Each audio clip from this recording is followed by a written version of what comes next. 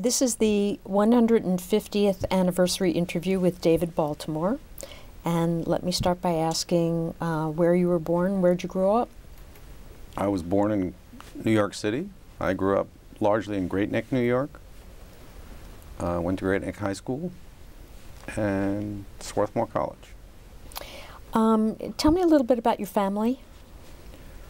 My family were sort of middle-class people, coming from actually quite poor background in New York.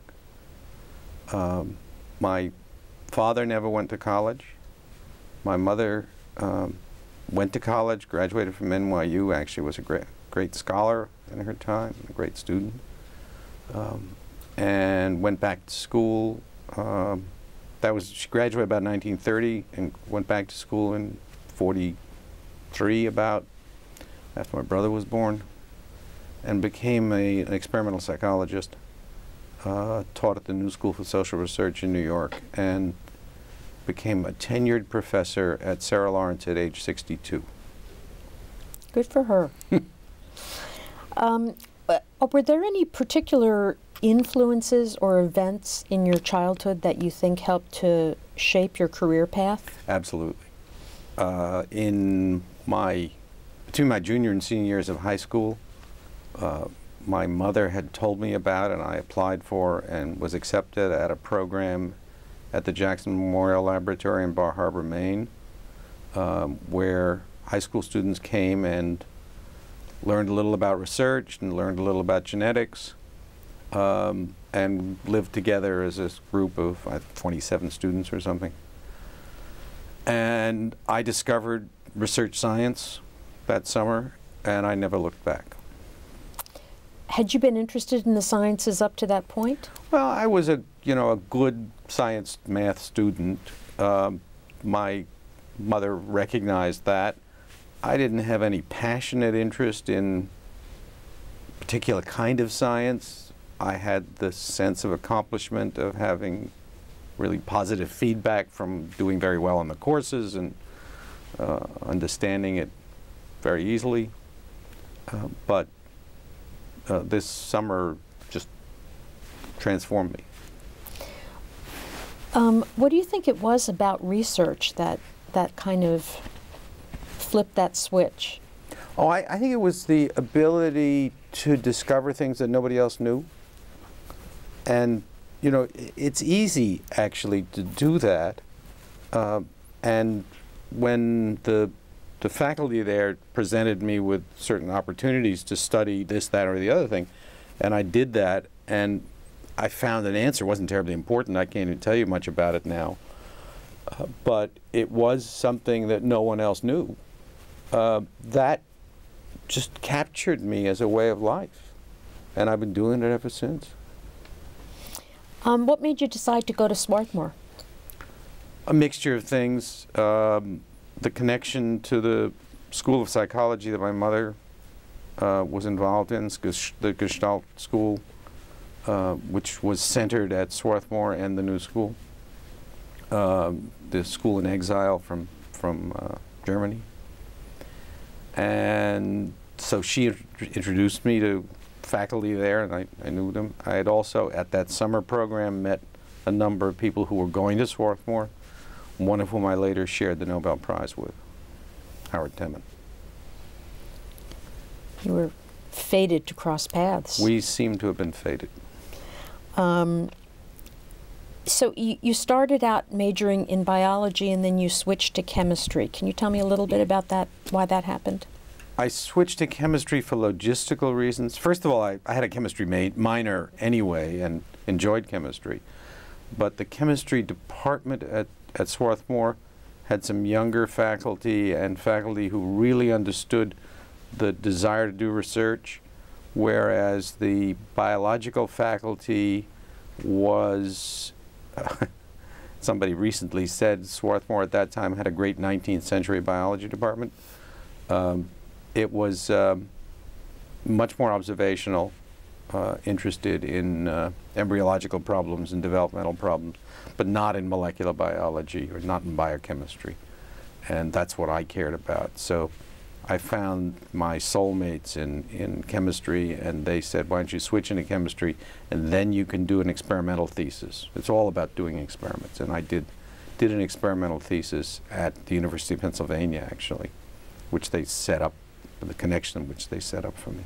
And what was the nature of that? I was studying the the equilibrium of ATP hydrolysis to either to AMP or to ADP, and the issue was how much energy. What was the energy differential between those two reactions? Okay, not surprisingly, that doesn't mean a lot to me, but I'm... You asked. Yes, I did. Did you have in college influential mentors? Well, the professor of chemistry, Gilbert Haight, was a wonderful mentor. Pete Thompson, a younger professor of chemistry, was. But aside from that, not really. Okay. George Streisinger at all? Oh, well, he wasn't at Swarthmore. Oh, he was later. Okay. He was at Cold Spring Harbor, and between my junior and senior years of college, I went to Cold Spring Harbor, and that played another central role in my life, partly because of George, whom I worked with that summer, and just the exposure to the greatest biologists living, who all came to Cold Spring Harbor in the summer. So tell me a little bit more about what you did there. I was part of what was called the Undergraduate Research Participation Program, ERP. And this was the first class of ERPs at Cold Spring Harbor. It was funded by the National Science Foundation. And I grew up, as I said, in Great Neck. Great Neck is not far from Cold Spring Harbor. And so one April vacation where I was home, I went out to Cold Spring Harbor and made contact with a couple of faculty there whose work I'd read about, because I wanted to ask them to come to Swarthmore as speakers, and I wanted to get some materials that we could play with in the laboratory at Swarthmore. And one of those turned out to be George Streisinger. I had not heard of him before, but somebody directed me to him. And George said, well, if you'd like to, you could come here for the summer as an ERP. And I said, I would like to.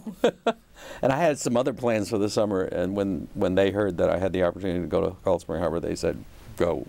And so I went, and it was an incredible summer. And it's just because Cold Spring Harbor was the center of this very nascent field of molecular biology, and we're now in 1959. You seem to wind up in the places. Your timing's good. My timing, I don't know. But I lived through the right times, and. So, what made you think about MIT for graduate school? At that summer, in that summer, two people, Salvador Luria and Cy Leventhal, both relatively new faculty at MIT, were, as I said last night, trolling for graduate students to start a program of graduate education in molecular biology. And they saw me, and maybe they talked to George, I don't know, and said, would you like to come to MIT? And basically I didn't apply anywhere else. I just came to MIT because I'd been invited. And there weren't many places to go to get an education in molecular biology in 1960. You could go to Rockefeller, which is where I ended up, but didn't really want to go directly there. You could go to Caltech, but I was an Eastern person, and the thought of going to California was, I mean, might as well go to Japan. I just had never been there. My parents had never been there. It wasn't part of a world I knew anything about. I probably would have enjoyed going to Caltech, actually. And that's where Howard Timmon had gone. But you know, air travel wasn't so easy then. When you went to California, you were in California. And what do I know from palm trees? So. It's just around the time jets were starting, wasn't it? Yeah. Do you remember when you got to MIT, what your first impressions were? What were my first impressions? Well, I mean, I was only here for a year as a graduate student, and then I went to Rockefeller. During that year, a number of the faculty were really very helpful to me in thinking through what I wanted to focus my attention on. And I decided what I wanted to focus on was animal viruses. And I went to Cy Leventhal and said, I've been thinking that maybe animal viruses could be a probe of animal cells the way bacterial viruses had already been a probe of bacterial physiology and molecular biology. And he said he thought that was an interesting idea. He'd been thinking about that, but he had no idea what to do about it. And I went to Luria, Salvador Luria, with the same question.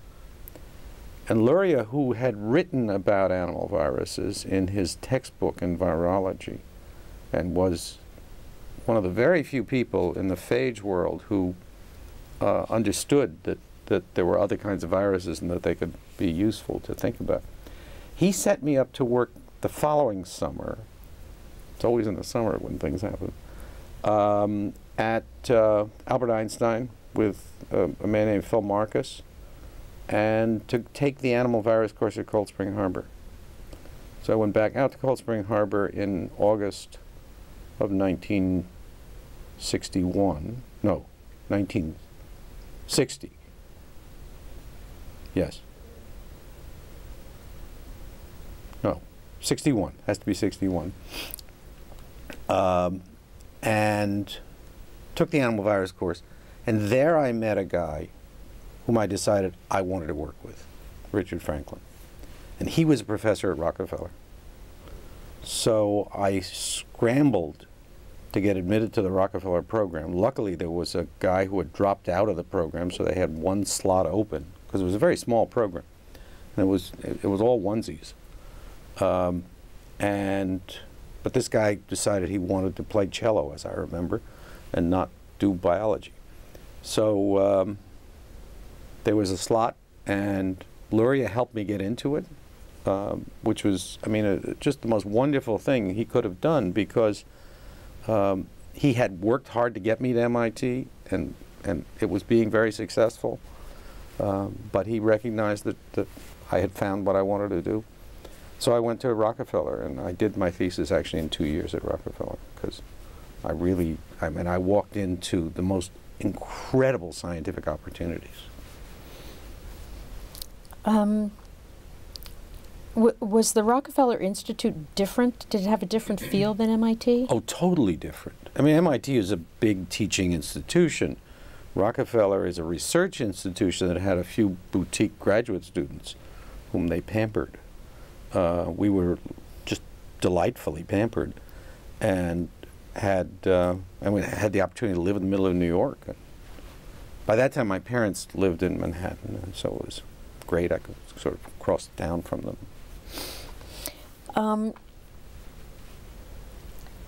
So let me go back to MIT.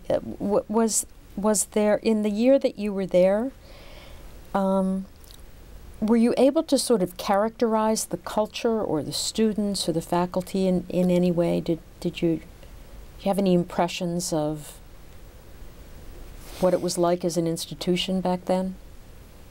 Well, you know, as a first-year graduate student, you don't really know a whole lot about the institution. And MIT was very siloed. So I knew about biology and about the biology people. I didn't even know much about chemistry, and certainly didn't know much about what else, other things that went on around. Although sometimes I would wander the halls and find people playing computer games. And that was amazing to me, because I didn't know anything about either computers or games, or that kind of game. But you know, like at 2 in the morning, they'd be playing these games in the halls of the physics department. You came back to... But let me say that MIT at that time was just on a cusp of going from a school that had no real biology, it had sanitary engineering, it had physical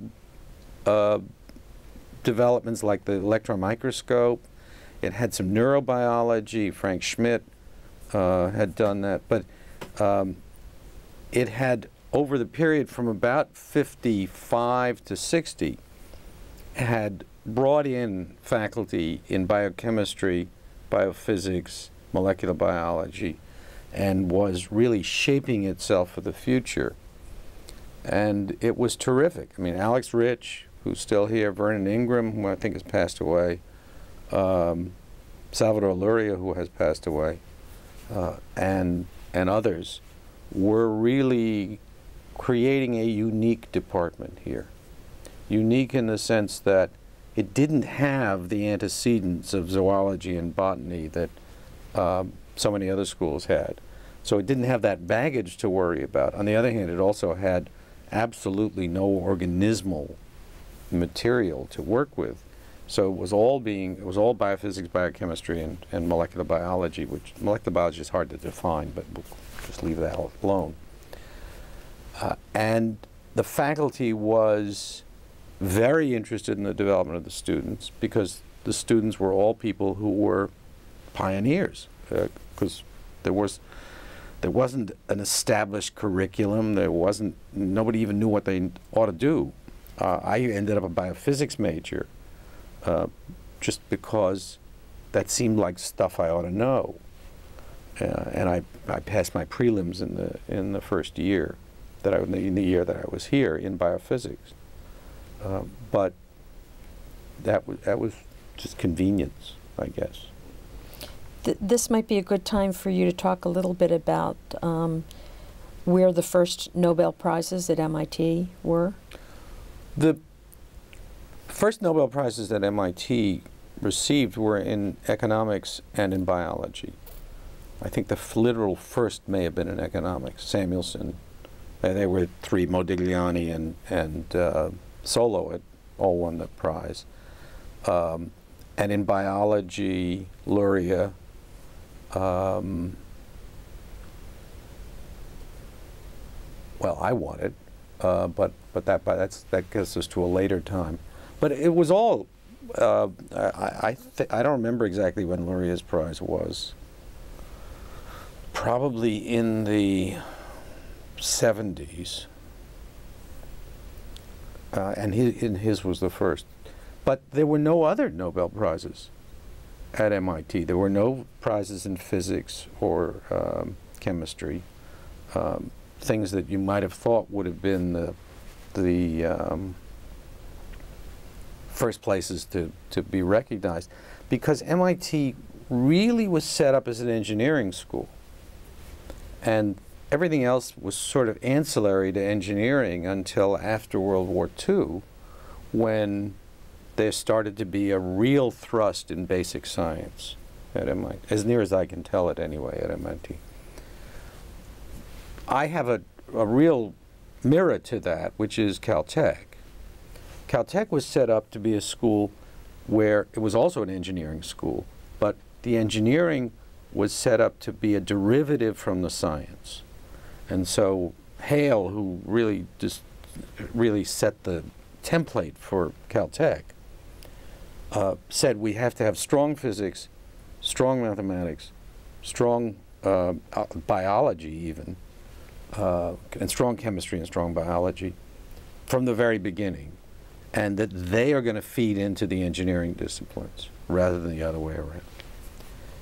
And so Caltech was never a sort of build a bridge engineering school. But Caltech started winning Nobel Prizes in the 30s. I think the first prize was about 30, well, it was early in the 30s. And Morgan, who won the Nobel Prize in biology for his work in genetics, was then at Caltech. Carl Anderson was the first one to win a prize for work actually done at Caltech, and that was in the 30s. So it was a really very different mindset between MIT and Caltech. Hale, I might say, came from Caltech, got his degree, came from MIT, got his degree here, and was once invited back to be president and said, no, I want to be in Pasadena, and I want to build a school on somewhat different principles here, and then stole the chemistry professor from MIT, Noyes. So after you finished your doctorate, you came back to MIT. That's right. Tell me a little bit about that. So as I said, I did my thesis in 2 years, and Rockefeller said, you know, we have a 3-year residence requirement, and but there's clearly nothing else you need to do. And anyway, my professor had left Rockefeller to go to Colorado, where he got a nice job. So they said, why don't you just be on leave, because Rockefeller was really, as I say, very focused on its students. And they had a program where if you wanted to go somewhere for a year, you could do that. So I came back to MIT. And meanwhile, MIT had hired Jim Darnell. And Darnell was probably the most forward-looking person working with animal viruses in the United States. And so I wanted to learn the technology that he was applying to these problems. I wanted to work with him and with in the whole atmosphere he had created here, which was really very special. So I came for a year. Actually, I just came as a postdoc. I planned to spend a couple of years as a postdoc. I hadn't really made a scheme out of it. But then Jim left after I was here a year and went to Albert Einstein. And so my reason for being here dissolved. So I only spent that year between 63, 64 here. And then I also went to Albert Einstein, but not with Jim. I went to work with a biochemist, Jerry Hurwitz, because I really felt I needed some rigorous training in biochemistry. And I did, and it held, I mean, I probably never would have won the Nobel Prize without it. And after that, you wound up going to the Salk Institute? I did. So I was at Einstein, and Renato Del Becco came through. He was giving some lectures, I think at Rockefeller, actually. And he sort of knew what I had been doing in animal viruses. By this time, I was fairly widely published and known in the field. And my mentor wasn't anywhere near, it wasn't any better known than I was, so we were seen as sort of two young Turks. And he called me and he said, we're going to set up, he was at Caltech at the time. He said, I have made a commitment to go to the new Salk Institute, which is going to be formed in La Jolla. And I would love to have you come as a junior faculty member in my unit. It wasn't really departments in the usual sense, but he had space. He could do anything he wanted with it, and he was offering me some of that space to do my program in and working on RNA viruses. And then ensued this wonderful uncertainty about whether the Salk Institute was actually going to exist or not. And I would get these notes from Del Becco's, or calls from Del Becco saying, don't make any plans because I'm not positive it's going to happen. But we're having a meeting next week and I'll get back to you. So meeting occurs next week, gets back to me and says, looks like it's going to happen, start making plans. A couple of weeks later, we're running into trouble. And so this went back and forth until finally he said, yes, it's going to happen. And I got in the car and came out to California, which was, by that time I had once before been to California. I'd flown out there to give a lecture, actually at Caltech. Not so much of a culture shock. Well, it was a culture shock. It was an enormous culture shock. And particularly in this sort of unformed world of La Jolla at the time, where they were just starting up the university, and the Salk Institute was brand new, and we were working in these temporary buildings. When I arrived at the Salk Institute, they built labs for me in the basement of this temporary building while the main building was going up, and they had to take a rattlesnake out of the lab in order to get me in there. That was just, this was the Wild West. And so you were there for 3 years, and then you wound up coming back to MIT. That's right. Right. And what was the draw? The MIT yo-yo. The draw was that I loved MIT. I had loved my 2 years here as a graduate student and postdoc. And it was all about Salvador Luria, because while I was at Salk, and I picked up virus work again after my postdoc, and I was publishing some interesting stuff. And a professor at Harvard became aware of it, Bernie Davis, and Bernie said, "Would you come and look at a job at Harvard?" And I said, "I'll come, give a seminar." And so I did. And Luria heard about it. And Luria then engineered an offer to me on the basis of what people knew about me. I don't think I came and gave a little seminar because he didn't want me to go to Harvard. I mean, he said, if you were going to go anywhere, you should come to MIT. And anyway, in the end, Bernie Davis didn't offer me a job because I didn't show enough enthusiasm for teaching to satisfy him. It's an interesting story. And so I had this offer from MIT. And then it's a sort of long story what made me make the decision. But anyway, I decided I wanted to leave Salk. And so I pulled this offer out of my drawer and called up Salva and said, "I'm coming." In those days, we didn't negotiate for anything. Just kind of assumed. And anyway, I had such, I mean, when I came back as a postdoc, was actually supported on a training grant of Luria's. I mean, Luria just watched over me the whole time. And so I felt very comfortable that I was coming back to a situation where I'll be treated well and I'll get what I need to do what I want to do. The importance of mentors. Oh, yeah. I mean, it's just, I said last night in a tribute to Luria that he's my father in some very real ways. And I try to be a dutiful son. Can you walk me through, in a kind of summary fashion, your research after you got here? Yes, I can.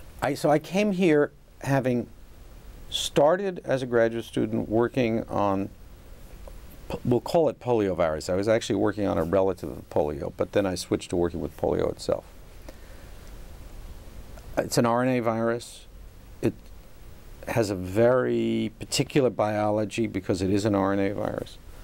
And there was very, very little known about the biochemistry of RNA virus infections. And so that's why I say I had walked into a totally open situation. I had made a lot of discoveries about it and there were lots of fascinating things about it. So when I arrived back here, it was to continue to work on poliovirus.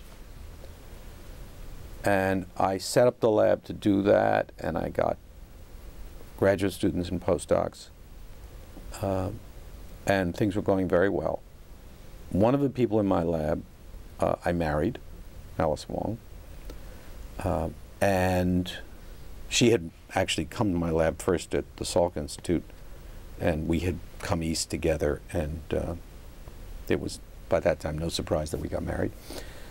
And she had, for her thesis, worked on a very different kind of RNA virus called vesicular stomatitis virus. And she'd made very important discoveries about it, and then had originally come to work with me in order to develop her skills in these in various new approaches to viruses that we were using on polio. So she was working on polio, And that was the only object of focus of my lab. And she said one day, you know, it might be fun to pick up VSV again, this virus that she'd worked on.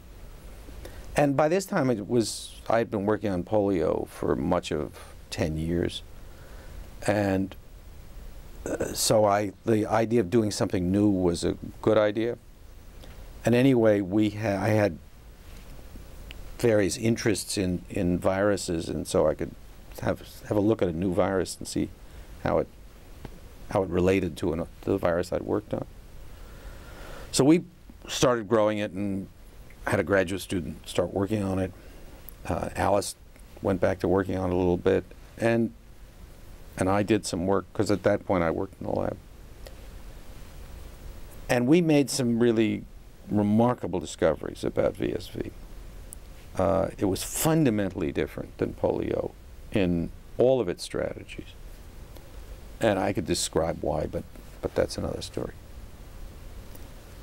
But I did one the last experiment I did with it was to show that it contained a polymerase in the virus particle that copied the genome into complementary RNA.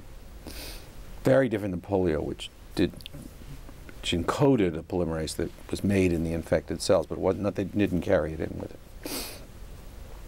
And that experiment led me to think maybe there are a lot of other viruses that have polymerases in their virion, because that would provide a unifying notion of how these viruses worked. And so we started gathering viruses from various places, and in fact it turned out to be true that a lot of other viruses had polymerases, and we published a number of papers on it and worked on it. And by that time we could pretty well characterize most viruses in terms of their overall strategy, except for the RNA tumor viruses, which caused cancer as their primary interest, and that had a totally obscure molecular biology. What polymerases they used, how they dealt with information, all of that was totally unclear. But Howard Temin had for 10 years been saying that they pretty well their RNA viruses, they pretty well have to copy their RNA into DNA to make any sense out of the way they transform cells, the way they cause cancer. But he couldn't prove that. And really almost nobody believed him until about the last year before I got involved with it, where there started to be some glimmers of suggestion that maybe he was right. So I did with RNA tumor viruses what I had done with many other viruses, was to look in the virus particle for polymerase. But in this case, because of the possibility that it might copy into DNA, we looked for an enzyme that would copy RNA into DNA. Such an enzyme had never been seen before, and its existence would have and did violate the central dogma of molecular biology as enunciated by Crick, which was that DNA made RNA made protein. And here we're going to say that there's information flow back. Now, when you think about it from a chemical point of view, that was not a big deal. If RNA made DNA, DNA made RNA, it was all the same sort of polymerization reaction and the same basic biochemistry, but it had never been seen and nobody knew it could happen. And from a strategic point of view, in terms of the strategies of information flow in the system, it had enormous implications. So I looked for it, and it was a 2-day experiment. I showed it was there. And I stopped work for a while to protest against the Cambodia invasion, got back into the lab, finished the experiments, and published them. And that was June 1970. And Howard Temin, it turns out, had a postdoc, Mizutani, who at the same time did similar experiments. And so we published back to back, and 5 years later we received the Nobel Prize for it. Did the Nobel Prize, was it a surprise to you? It was a total surprise. I was actually on sabbatical in New York when it was announced. And I got on the first shuttle flight that I could find and flew up to Boston to celebrate. My wife wasn't even around. She was in. She had called me. She told me I won the prize first because she was at a scientific meeting in Scandinavia and heard about it a little before it was formally announced. Called me. And I didn't even know really when the prizes were announced. I wasn't aware of them.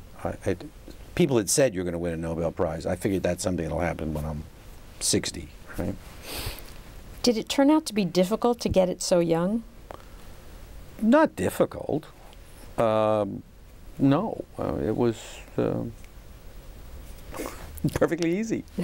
Went to Stockholm and were anointed. Did it make a difference in your work? Well, it certainly made a difference in my life, in the sense that it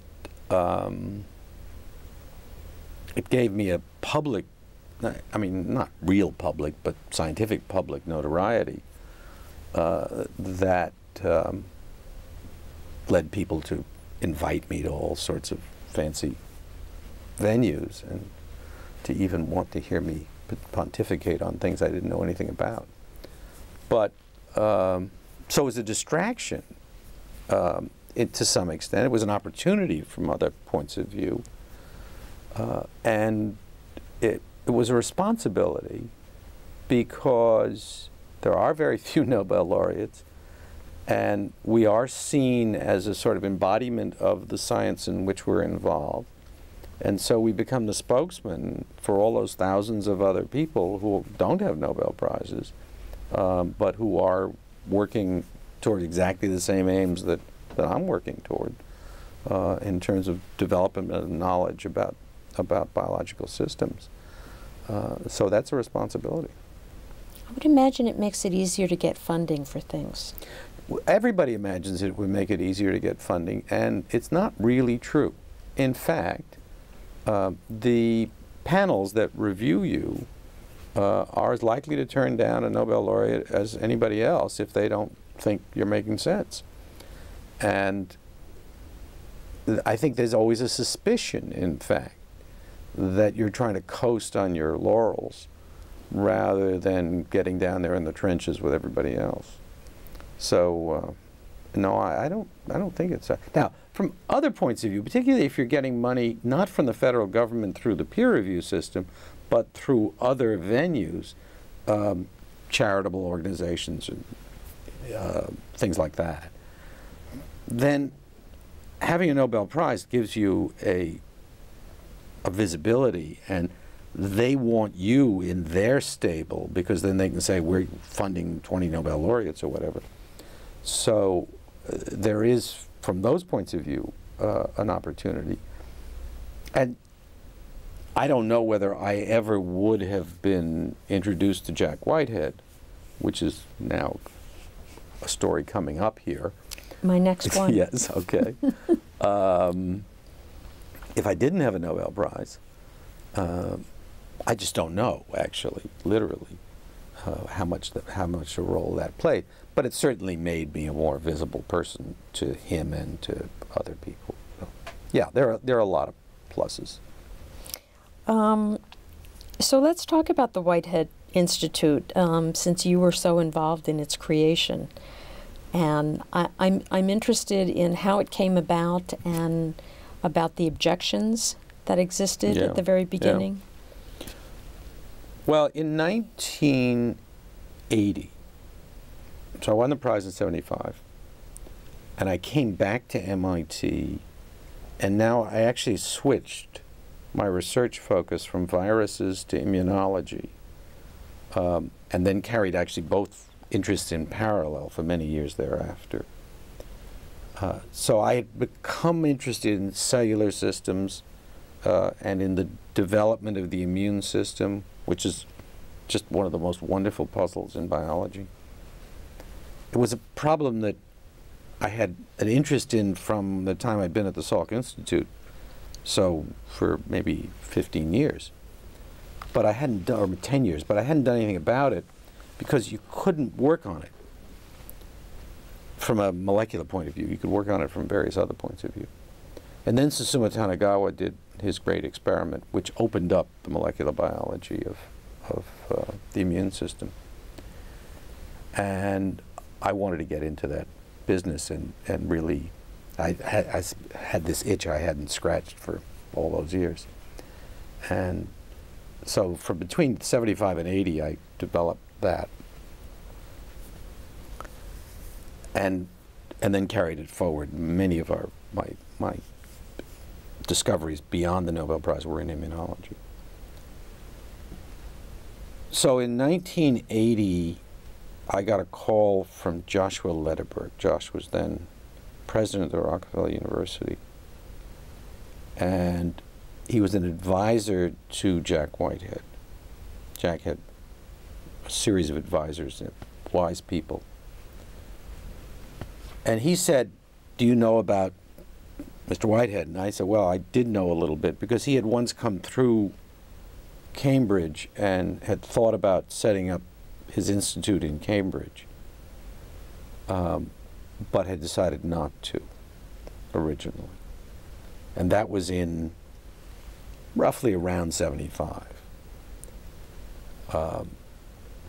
He developed the Technicon Corporation, which sold all of the clinical analysis equipment in the world at that time. It developed these huge machines that could in parallel look at a whole range of parameters very quantitatively. And he'd sold that to, well, at the time when I met him first, that is when he came through here, he hadn't yet sold it. But it had gone public. And it made him a billionaire, when a billionaire was a very unusual thing. And so he had made a commitment to spend $135 million to build an institute, which was his form of giving back to the world from which he felt he had derived his fortune. But he was doing it in a very tax-efficient way that was going to allow him to get all sorts of benefits from it. So it was a mixed set of motives that he had. And he finally said he was going to do this at Duke University in somewhere around 75. And he set it up at Duke, but he was meddling too much.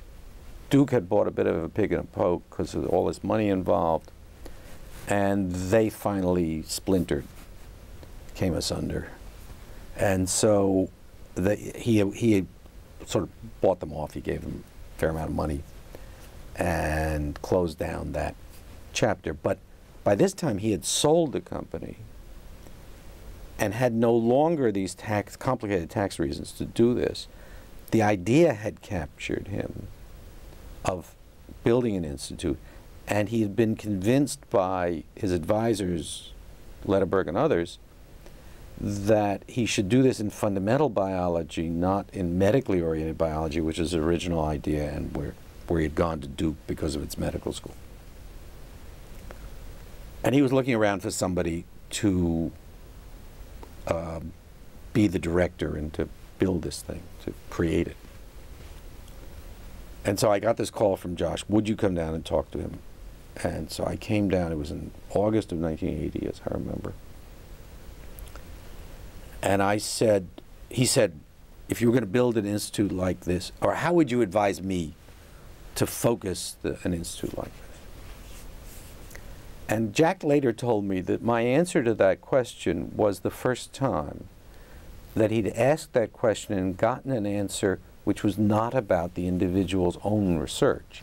I didn't say I would build an immunology institute or a virology institute. I looked at the currents in biology of the time and said I'd build an institute focused on developmental biology, because developmental biology was then in a sort of on a takeoff platform of understanding, and there was lots to be done and lots of good people, lots of good trainees. This was something you could really do. And Jack was very impressed that I didn't tell him, him. I didn't ask him for the money so that I could do my own work. That I was really looking at it from a sort of global perspective. So I got a call back from him not long after that interview, and he said, "Would you consider being director?" And I spent a little while thinking about that, and talking to the family and whatever else, and said I was willing to sign on as an advisor to him, and I would then create or try to find the conditions to create the institute. And if I could create it in a form in which I was excited by it, then I would be director. And behind that, and Jack recognized that, was a view that MIT was the place for this. He had not thought of MIT. He was still focused either in the Ivy League or in schools that had medical schools, Stanford, although Rockefeller was on his list because Josh was involved. So he said, but you have to do a serious consideration of the venue for it. And I said I would.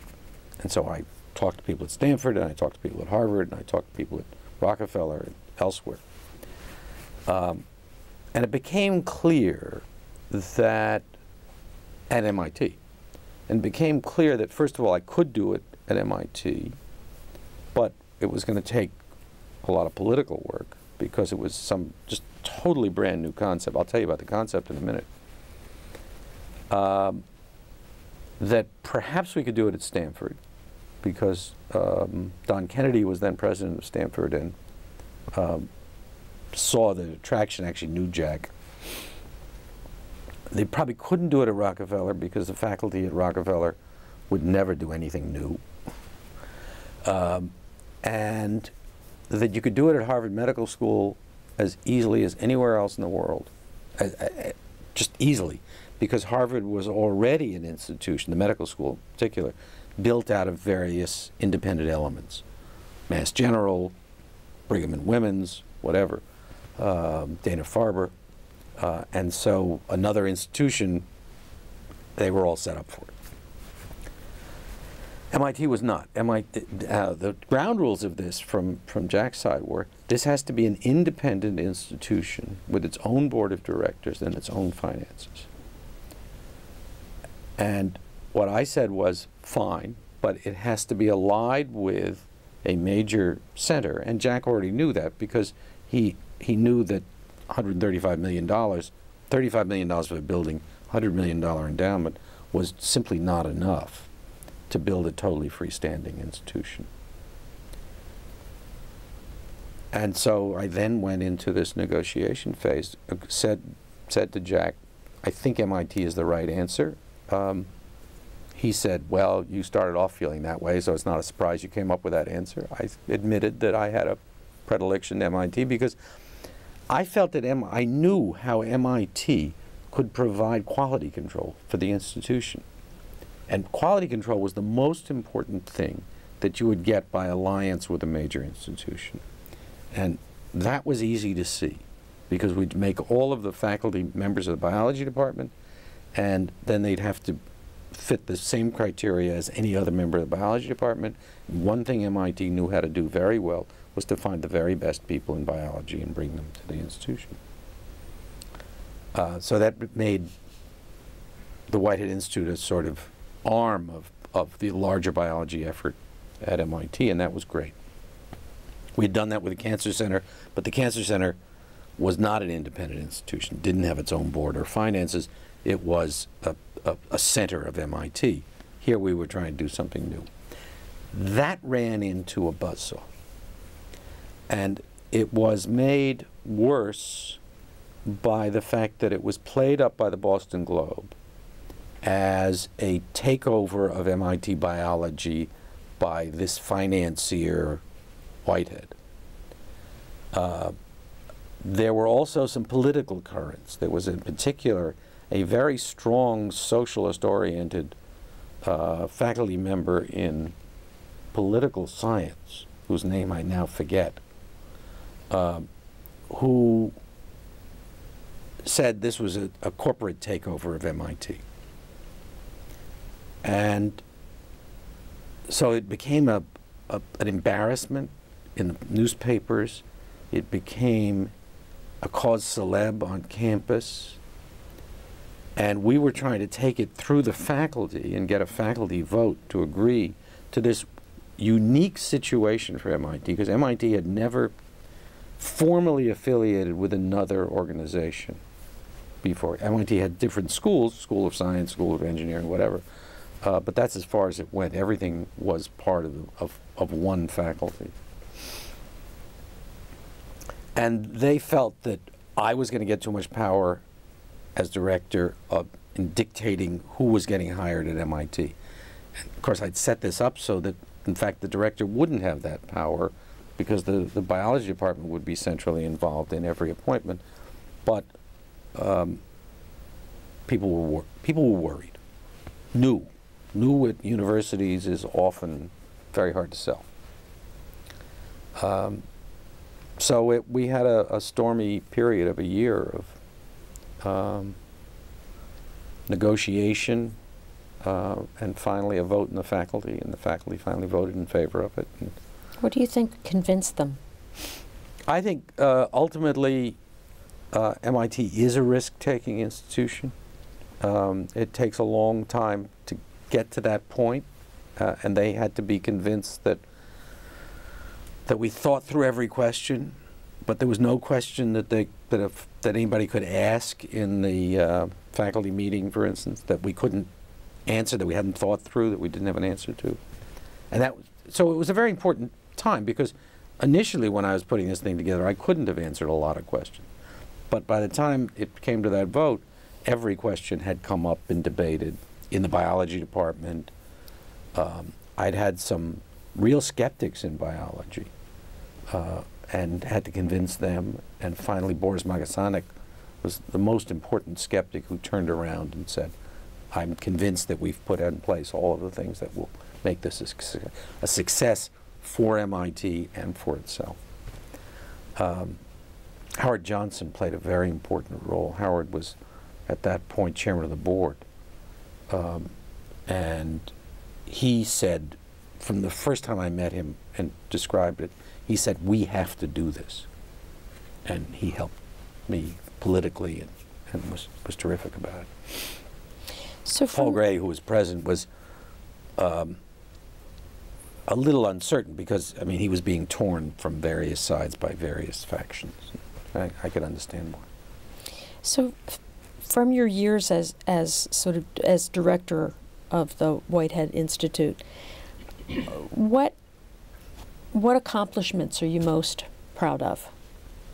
Oh, I'm most proud of the Whitehead Institute as an institution. Within a year after we opened its doors, it was known as one of the premier biological research venues in the world, because we'd aggregated this remarkable group of people, and their impact was instantaneous. Rudy Anish, Jerry Fink, Harvey Lodish, Bob Weinberg. And then we developed in terms of programs, I'm most proud of the Fellows program. Because I said, I said this very early on, that one of the things I wanted to see us do was to find another track for the development of young people. The standard track is you go to graduate school, you do a postdoc, and you get a faculty position. There's no place in there for somebody who has the strength of independent thinking to develop his or her own program at a young age before taking on the full trappings of faculty teaching and committees and all of that. And so I set up that track as a fellow of the Institute. And we had 7 slots for that. And some of the very best people in America today, in the world, and in biological sciences, came through as fellows.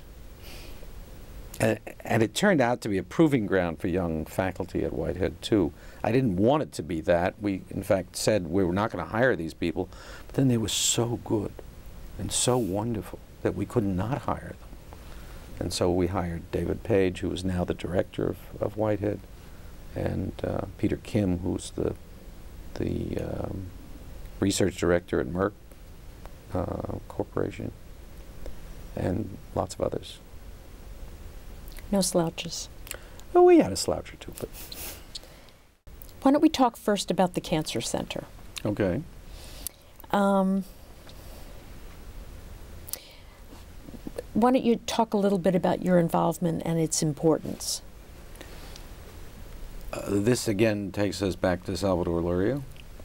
Luria in 1970, 71 realized that there was going to be a National Cancer Act and that that was going to provide money for building cancer centers. And so he came to me. I was the only one working on cancer at MIT at the time, at least the only one I know about, and said, actually there were probably some people in food science, but they weren't part of the effort. And he said, are you up for developing a cancer center here? And it was very exciting to me because it would really increase my capabilities as well as providing a group of colleagues, interesting colleagues to work with.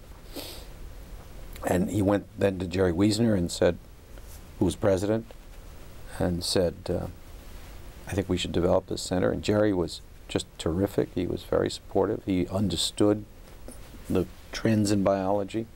He was always near biology. And Rosenblith, who was provost at the time, I guess, and who worked in biology. And so they, we got the blessings of the administration and went forward. And this was the only designated specialized cancer center in the country that wasn't connected to a medical school, that was just freestanding research in the fundamentals of cancer. And arguably we have made more contribution to modern cancer understanding than any other institution by keeping our focus on basic issues. And of course now this is ballooned out into the Koch Institute, which brings together cancer research scientists and engineers in the same brand new building that will be occupied a little later this year. Why don't you rattle off a couple of the contributions? Well, probably the major contributions were Phil Sharp's discovery of splicing, which without that we would not understand how mammalian cells process their information. It was as fundamental a discovery as anything made ever in molecular biology. Bob Weinberg's discovery that cancer was a genetic disease fundamentally. I mean, he showed that when you transform a cell with a chemical, that the chemical actually hits an oncogene. And we knew about oncogenes from work on viruses, but we knew nothing about them in cells. A discovery for which I still believe he should have won the Nobel Prize, but he's won everything else but.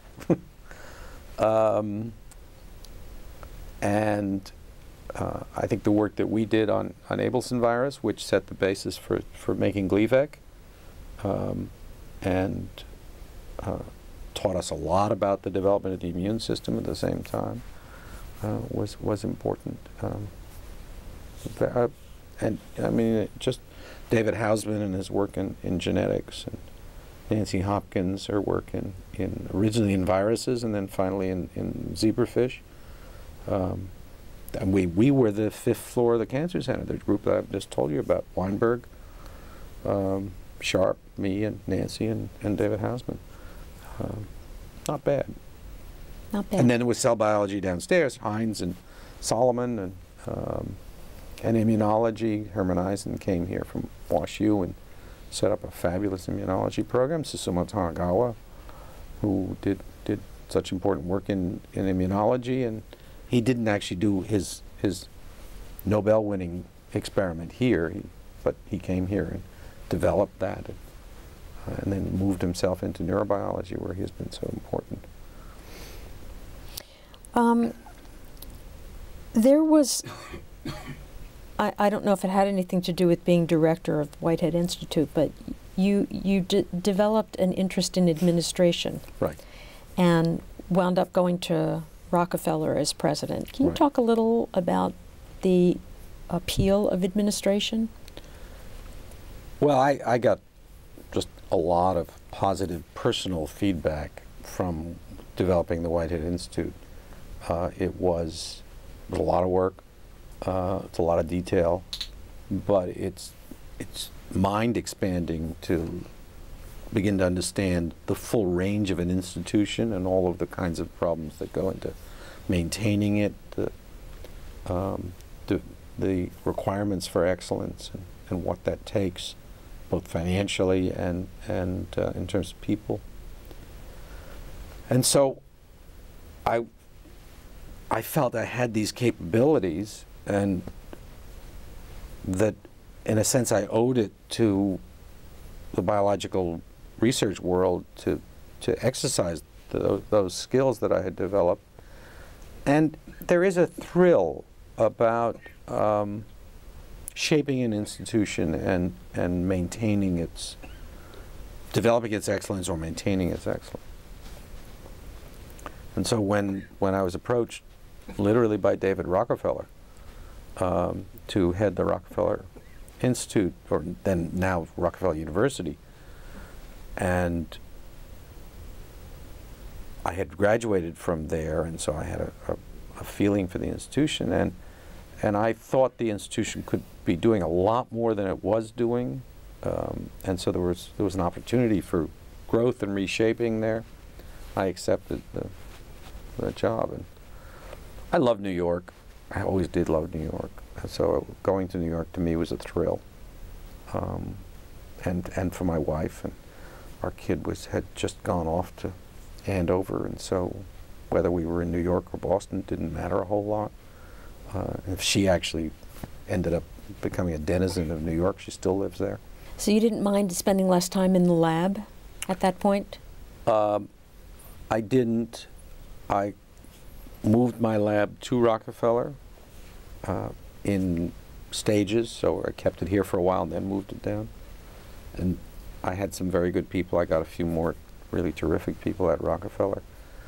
And I learned how to interact with a lab on an intermittent basis to still continue to be an effective leader, but spend a lot less time at it. And the funny thing about developing young talent, which is all what a laboratory is about, is that what I call benign neglect is about as good a way of training people as any, because then they have to make their own decisions and live with them, and they think them through, and that makes them very powerful people when they leave the lab, because they haven't been coddled along the way. They've had to act as independent scientists through that training period with me anyway. And I think it's one of the reasons why the people who come out of my lab have been so successful. A lot of managers don't know that lesson, though. I know that. So I don't want to spend a lot of time on it, but I think we have to talk about the Imanishikari. Right. So summarize it. You know what I'm particularly interested in? I'm wondering if now that time has passed, whether you have a sense of what it was really all about. No, I had a sense then of what it was about, and I haven't changed my mind. And it was about political power. It was about John Dingell and the way he could exercise unilateral political power in the U.S. House of Representatives through his stewardship of the Energy and Commerce Committee. He was a bulldog. He was a bully. He was out to aggrandize himself as the center focus of the Congress, and he was using this particular controversy to prove that NIH didn't know how to govern itself and therefore had to answer to him. And it was awful. When I talked to members of the MIT Corporation about it, many of them said, we have been in the same situation in relation to John Dingell, but because we were public corporations, we couldn't stand up to him. I could stand up to him, and did. And I paid a heavy price for that, but I'm proud that I did it. And I think it was the right thing to do. And I actually diminished a little of his power, but more important, I stood up for some principles that were important, and that he was not going to be the arbiter of how science was done.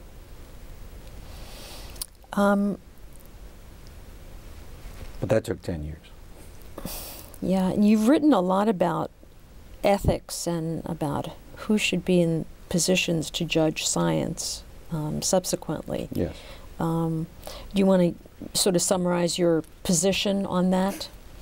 Well, I haven't actually written much about that or even thought about it in now 15 years.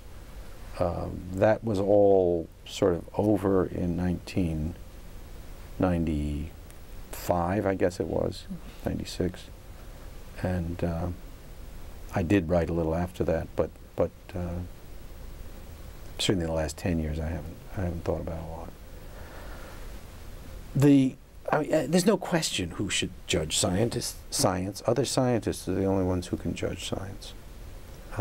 Because science as it is happening is very technical, very complicated, very tentative. Everybody knows that. I mean, everybody in the business knows that. If you look at it from the outside, the uncertainty and the tentativeness of it doesn't come through. It can't. People are looking for certainties. And there are, in the larger sense, no certainties in science, but certainly in the smaller sense, when things are really going on, when they're being argued in the journals, there's no certainty. And coming in from the outside and trying to arbitrate that is just an impossibility. So I mean, the peer review system, which is the core of American evaluation of science, is the right way to do things. And in a deep sense, the only way to do things.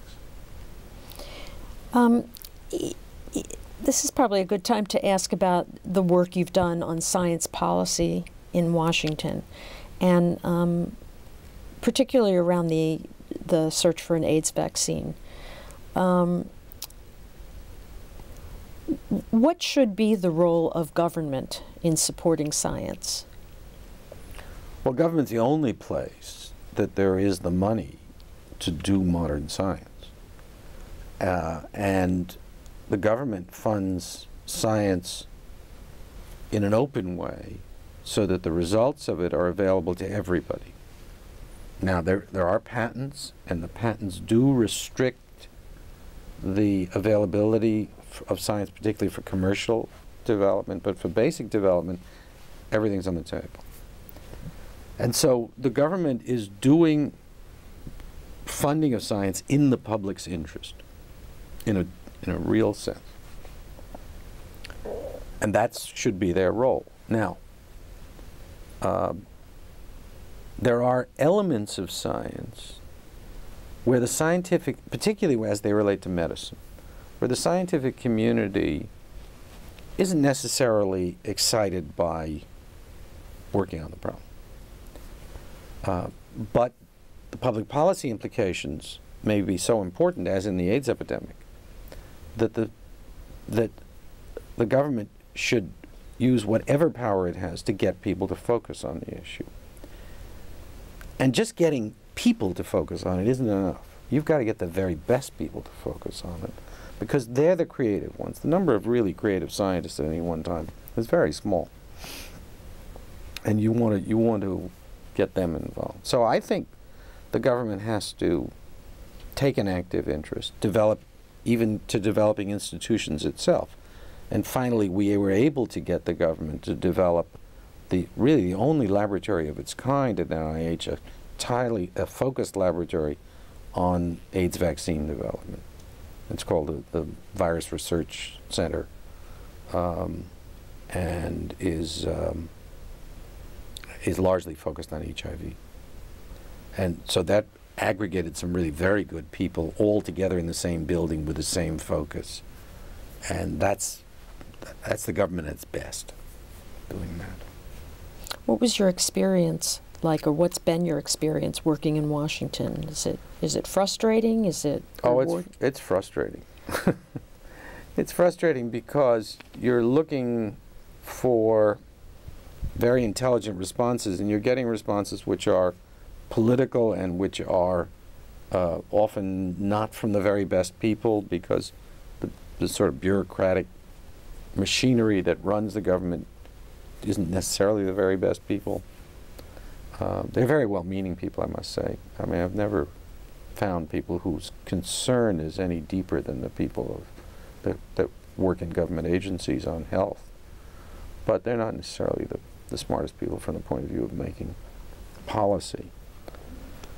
So I ran the AIDS vaccine research committee, which was a committee sort of advising the government on research focus, and all of us were frustrated on that committee.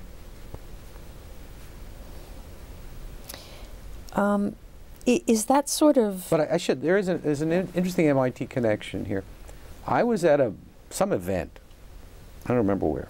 Walter Rosenblith, who at that point this is now 1985, Walter is long out of administration at MIT, but was very involved in Washington, and particularly in the Academy of Sciences.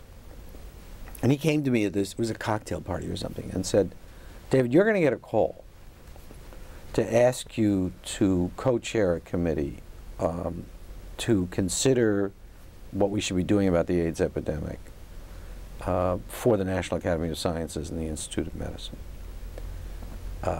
And I'm just saying, if you can, I want you to accept and to do this. I think it's very important. And I did get a call, and I did accept. And it was very important. This is the Reagan administration, and Reagan was running from anything that smelled like homosexuals or AIDS, or, I mean, all this sort of Republicans got embarrassed about these things. And I felt we had a responsibility in the scientific community to insist that we have a serious program of research in this area. And I was able to put together some very good people to look at that question and to come up with that recommendation. And we did in a report called, geez, I used to know the name of that report very well. Anyway, a report to the National Academy of Sciences and the Institute of Medicine. And we said there should be a $1 billion research program. $1 billion was a lot of money at that point. And it was a sort of audacious recommendation, but it was accepted. And within about 2 or 3 years, we had a $1 billion research program. So do you think of that as something, a contribution you've made for public service? Absolutely. Absolutely. Writing that report was, I did that with Shelley Wolf, who was then at Tufts, no longer with us. And he was more on the medical side, I was more on the research side. It was as important as any report ever written at the National Academy. So I want to talk about Caltech and your lab, but let me ask just a couple questions, generic questions about MIT.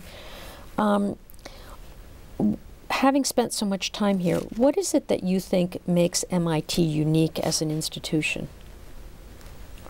I think the good things about MIT are, first of all, its focus in science and technology, which is so important in the modern world, and gives a particular flavor to any question which is raised, and also attracts these just wonderful students who are a pleasure to work with and who go out and make a difference in the world. But I think the real contribution of MIT is that it doesn't take itself too seriously, that it takes ideas seriously, but as people are relatively informal and are not self-aggrandizing the way academics can be, and often are in the humanities, I might say. And so it's the combination of its style, of its sort of rugged nature. The buildings are, some of them are impossible, and until the Geary building was built, looked like a corporate factory. It is has a leveling atmosphere about it, which is really very good. And you have to prove yourself, and you have to prove yourself every day, and that's how it should be. How about the role of collaboration? Well, collaboration is something that people talk about all the time, and is now, I might say, almost an issue. But when I came up at MIT, we had very little collaboration, even within the department. I mean, never mind the silos of the individual departments, but even within the department. When I said I want to have a joint laboratory with Harvey Lodish, who was just coming, I knew him from before. He was coming. This was 2 years after I came, or maybe a year. And I said, well, why don't we just join our laboratories and work, sort of work. Nobody had ever done that before at MIT, or at least in biology. I don't know about anywhere else. And that notion of sharing equipment, that your laboratory wasn't your fortress, that was new. And when I actually set up the Whitehead Institute and set it up to be collaborative and to have central cores of equipment rather than having his equipment and her equipment and whatever, that was new, and actually set a tone for the whole country of how you build these kinds of places.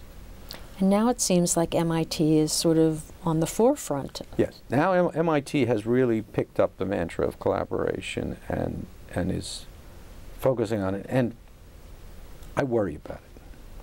I worry about it from the following point of view. Collaborative science tends to be complicated science that requires many different inputs, but isn't necessarily driven by a single imagination. And it is the individual imagination of scientists that makes a difference in the world. And so I'm no fan of collaboration per se. Certain kinds of projects can only be done collaboratively, should be done collaboratively. It's a good thing for those. But if we lost the focus on individuals, we would lose the core of innovative science.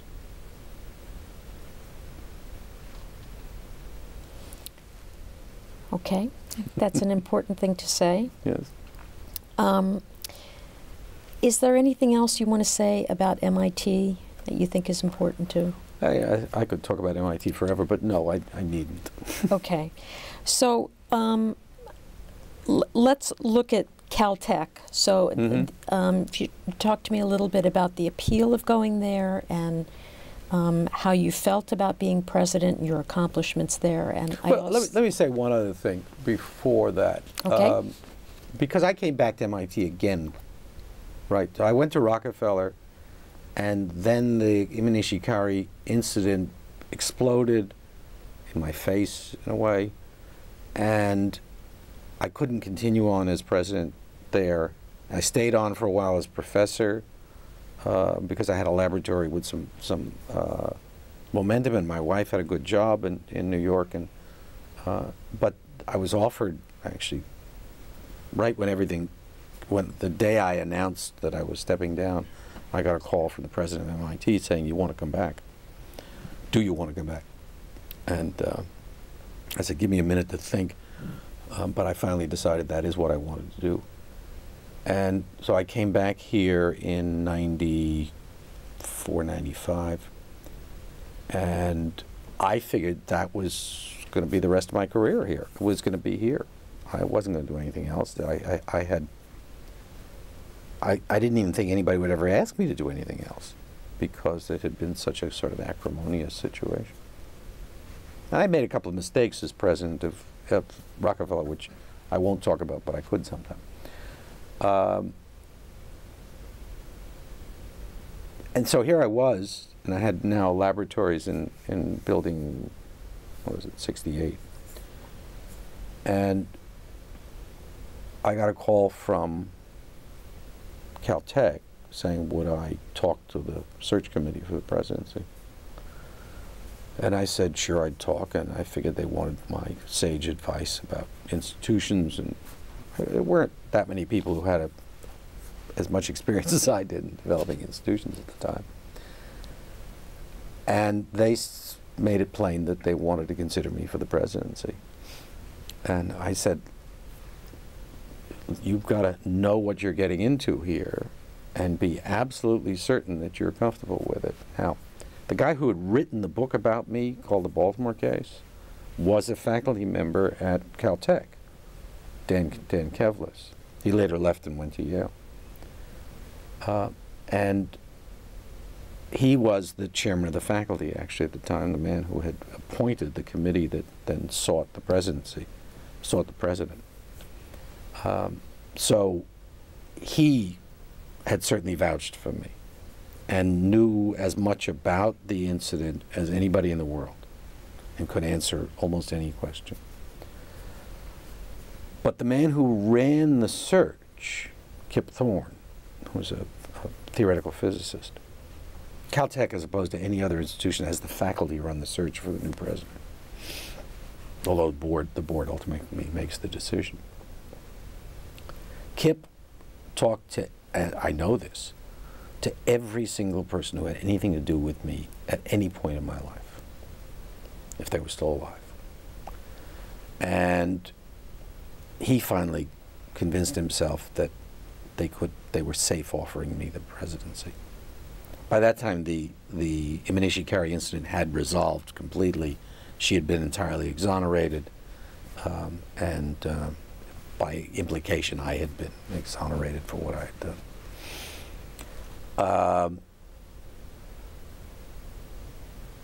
And so they finally said, you are our favorite candidate. They made the recommendation to the board. The board came to me and said, you are our chosen candidate. Do you want the job?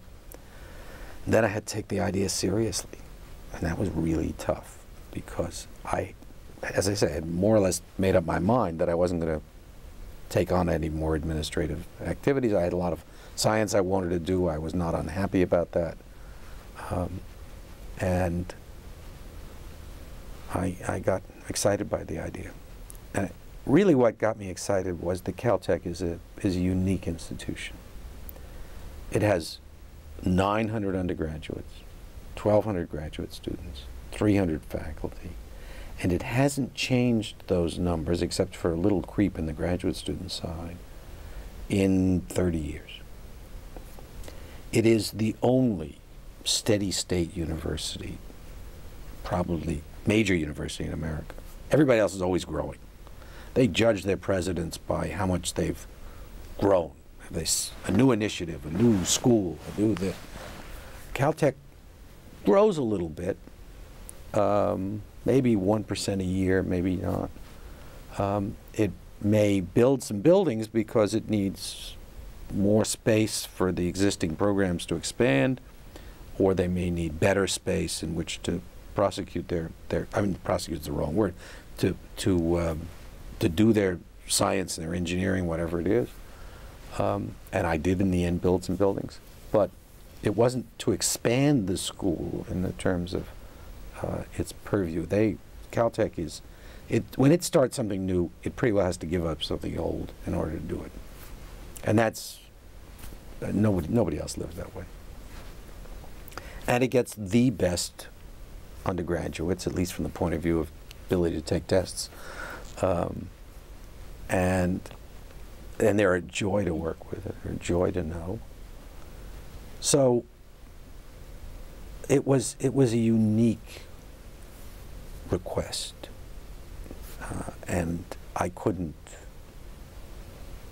finally convinced myself that I didn't want to turn it down. And so my life took a new trajectory, moved me back out to California, where I hadn't been now since I left Salk in 68. And I went there. Alice, my wife, had more or less finished the job that she wanted to do at NYU, where she was the dean. We were actually living a commuting life there, and but she was going to take off the next year anyway, and she didn't know whether she'd go back or wouldn't go back, but she was excited by the adventure of moving to California. So, we have like a minute. Mm-hmm. Can you very quickly tell me what's going on in the Baltimore lab now, and whatever you'd like to say about your time at Caltech? My time at Caltech has been very wonderful. It's a great school. It really is a very special place. I was able to run a big campaign and to bring a lot of money in to build some buildings that needed building, to maintain the strength of the institution. I got the single largest gift in history to an academic institution, $600 million from Gordon Moore. That gift, about half of it went into programs and half of it went into endowment. The money that went into programs has allowed Caltech to develop strengths in all of its various elements in ways that would not have been possible otherwise. So I feel like I've made a real contribution across the whole board. And I've stayed on there because a professor at Caltech is coddled, treated very well, and as well as you can be. I mean, there are exigencies of the world, particularly the economic situation now, that affect Caltech like any other institution, but I enjoy working there. So I built back up my laboratory, because during the time I was president, I maintained a laboratory there, but it was at a somewhat restricted level. I had cut out a lot of things that I had been doing before. And I've now developed a laboratory with really two arms. One's a basic research side, following along in the same traditions that I've always worked in, using viruses as probes, working on the immune system, working on inflammatory responses, working on now, there's a new element in it, we're working on microRNAs, which are something that was only discovered really in 2000. And I've got some very good people, and things are going well. The other side of my laboratory comes out of some experiments that a young woman who was my student and is still in the lab as a lab manager and postdoc, Lily Yang, did for her thesis, which was to show how we could change the properties of the immune system by using gene insertion methods. And I won't go into the details of it, but I've made that now into a program that I call Engineering Immunity, in which we're trying to re-engineer how the immune system functions in people as well as in animals. And we have programs in cancer and AIDS that are going along.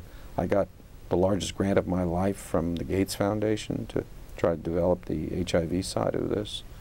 And I just got another huge PO1, even bigger, grant from the government for the for cancer programming. So that's very exciting, and I've been able to bring people together from UCLA and Caltech so that we have a medical outlet for the kinds of things that are going on at Caltech, and I just initiated this year what I call a joint center for translational medicine between Caltech and UCLA.